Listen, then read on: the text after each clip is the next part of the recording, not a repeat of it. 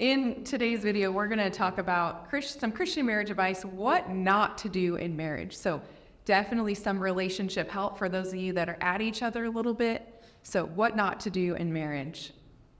I think the first thing not to do in marriage, especially I think maybe women do this a little bit more, is maybe think that your spouse can read your mind or share something one time and then expect them to get it. And if they don't get it, then you are resentful.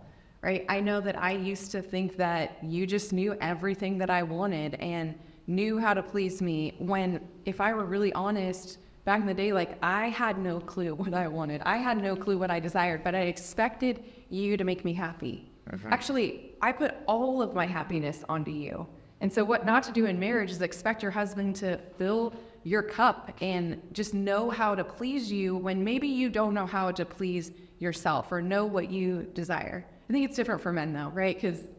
Yeah, well, I think you've done a great job too. So yeah, you've released that pressure off of me, but then you also have given me a lot of grace. Mm-hmm. So you used to have specific things that you were looking for, and you might communicate it one time or twice, and I might still miss it. Right, as a guy, you might have to tell me 5 times sometimes to remember to take out the trash. Mm-hmm. Right, and I'll eventually get it. But you've kind of just or pick up my clothes off the floor, like. You've given a lot of grace. So what not to do is write a mind read. What to do is to continue to give that grace and to just roll with it. They're not being disrespectful to you if they're not listening. Sometimes for guys or women, it takes a little bit to get some things. And so to give that grace, I think is huge. Mm. Yep. And I think another thing to not do is to have too high of expectations for your spouse. So what I've done, and I think that's really served our marriage, is I've reduced the expectations.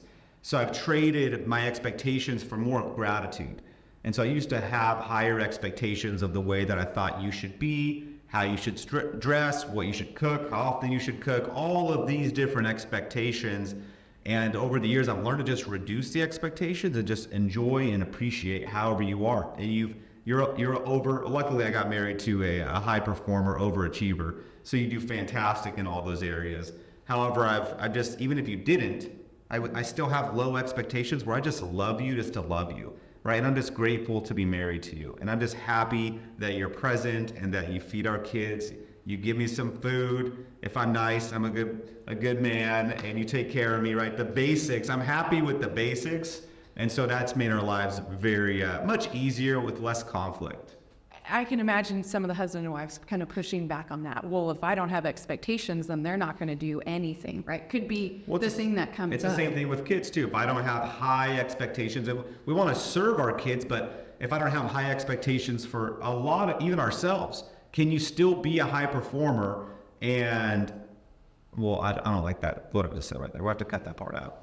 What? We're live. Oh, change it. Dang. Okay, yeah, exactly. I don't do extra videos. You don't do extra videos, okay. Because I'm thinking out loud as I'm processing. Okay, yeah, so when you were saying that, what you've done, when you released expectations off of me as a wife, it kind of let me breathe, right? And created this space where like, I want to, and I get to choose to do this. Because if you're married to someone who kind of doesn't like to be told what to do, which is most people in the relationship, and there's these expectations that keep, like, it feels suffocating, or it could feel suffocating. So if you have lots of expectations, I would check in with your spouse. This might be a great time. Send them a message, but don't click away from this.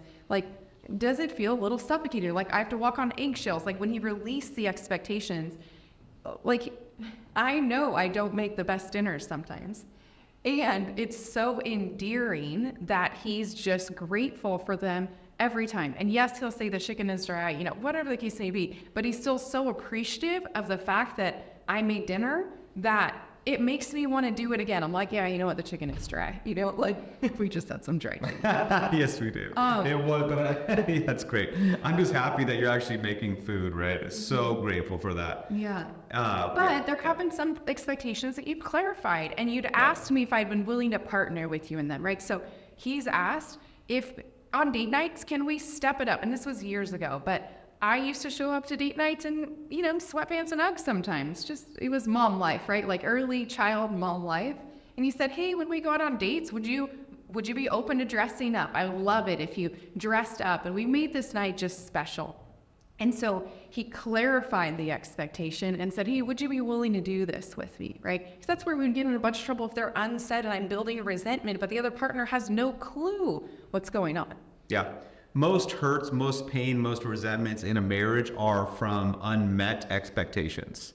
So and everybody has expectations, and so if you're not clarifying those expectations or at least speaking them out loud or checking in with yourself what expectations you have, you're going to cause some damage in the relationship. So I think there's power in at least speaking the expectations, right? Clarifying, hey, by the way, doesn't make it right or wrong, but I have this expectation. I have this thought, this desire that I would hope that you would do this. And if you don't agree with it, let's talk about it, right? Just because you share an expectation doesn't mean they have to meet you there, but at least being able to verbalize it could sometimes just release the expectation too.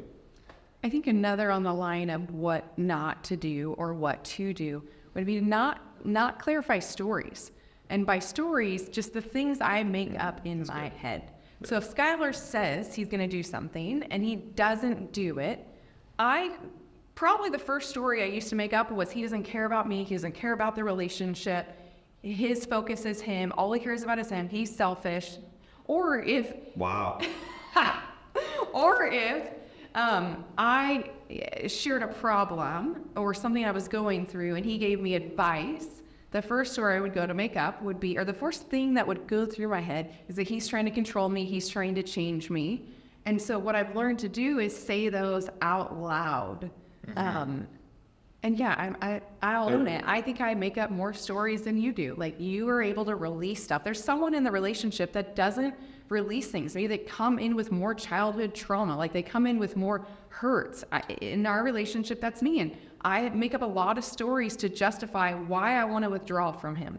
And so I'm aware of that. And so I clarify them out loud to say, hey, this is what I'm making up, and it's going to justify always. It's going to justify me withdrawing from you, and I don't want to withdraw from you. And so I want to say this out loud, and he's done a great job of creating a space where I can say them out loud and not get all riled up about them and take them personal, so we can actually work through it, and it can be a reason to connect with each other versus a reason to disconnect. And it takes a lot of courage to do that. So what's an example of a story that you've kind of clarified with me, or a time when maybe I'd done something that you thought was because I didn't care about you? Well, you said me sharing a problem, like, I'm struggling in this area, and you're saying, oh, well, what you could do is this. Trying to solve your problem. Yes, trying to solve my problem. And you then were able to share that your intention isn't to change me. You said that's good. So I remember that, yeah. Yep. Like, you see me hurting, and like, your natural thing is, I want to take this from you, so how do we get out of it as quick as possible? Oh. But you clarified, that was fantastic. You said, hey, the story I'm making up is you just want to change me and fix me. It's like, actually, I saw an opportunity to support you because you were struggling with something. So it's really more about my love and care. So that's so powerful, right? To be able to clarify the story I'm making up in my head is, and then to go into that very effective way and a tool to use to communicate with your spouse. When we make up this story about, hey, they don't care about me, or hey, they're being disrespectful, well, maybe what they just did had nothing to do with them trying to disrespect you. Maybe it was just the way that they had learned to operate, or that they were something they're going through, right? Yeah, we were talking earlier about priorities too. Yep. Yeah, I'll go to priorities. So I think where husbands may miss the mark, and sometimes wives also, is by not making their spouse a priority. And so how do you know if your spouse is a priority in the marriage? Based on how intentional you are on a daily basis with them. So what does that look like? Do you think about getting them on your calendar? Well, for me, whoever's on my calendar is a top priority. Like, that's who I know who's important. So if my wife or spending time with the kids or a date night's not on my calendar, it's not a priority. So me just saying, hey babe, let's do a date night, that's not enough. I need to dedicate time, slot it out. That's intentionality. Another way of being intentional is like committing to do things every day for your spouse. So do you care more about your work and getting, how many hours do you put into work versus how many hours or how much time are you putting into your relationship with your spouse? When you come home from work, right, do you have dedicated time to connect with your spouse? Maybe for 20 minutes, 15 minutes, 30 minutes to sit there and talk and connect even in the chaos of the kids and the family.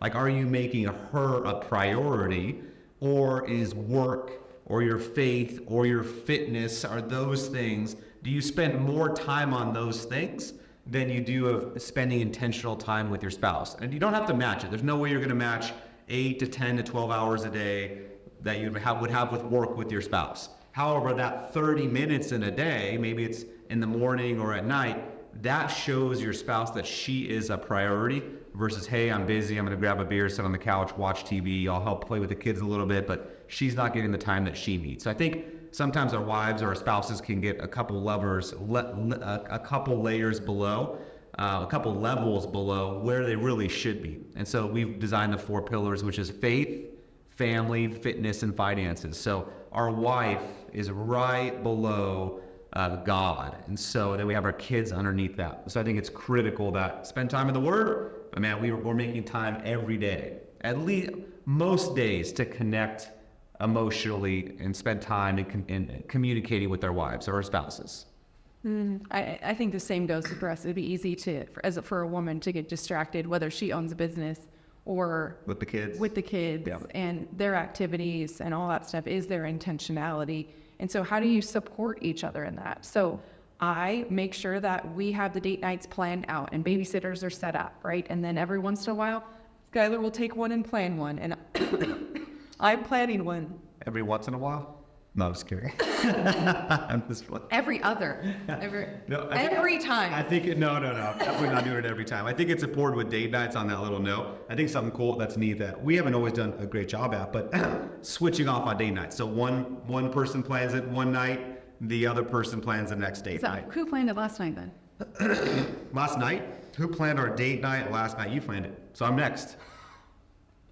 Awesome. So I can't wait to hear what stood out to you. If you're watching this alone without your spouse, I challenge you to watch it together. And I'd love to hear in the comments what comes up for you, or direct message us personally if you know us, or even if you don't know us, you can direct message us. We'd love to hear what stood out. We want to see marriages passionately connected at the highest levels. So if that's not you, definitely check out Rise Up Kings and Rise Up Queens.